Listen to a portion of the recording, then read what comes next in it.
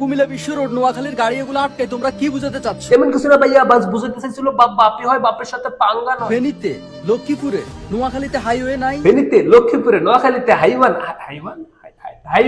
Highway আছে তো কি? কুমিল্লার মানুষ truck driver, bus driver, CNG driver ফেনীতে, লক্ষ্মীপুরে, নোয়াখালীতে যায় না? কুমিল্লার bus driver, truck driver, CNG driver ফেনীতে, লক্ষ্মীপুরে, নোয়াখালীতে, পুরো বাংলাদেশে যায়। তো হইছেটা কি ওইটা কো? তোমরা যেটা করছো ওইটা আমরা করব না। কেমনে করবো? তোমরা বালা করে জানো কুমিল্লার কথা দিলে কুমিল্লার লাত্তি দেওয়ার ক্ষমতা আছে। কারণ এটাই ব্যক্তিত্বের পরিচয়, এটাই সভ্যতা, আর এটাই ভদ্রতা।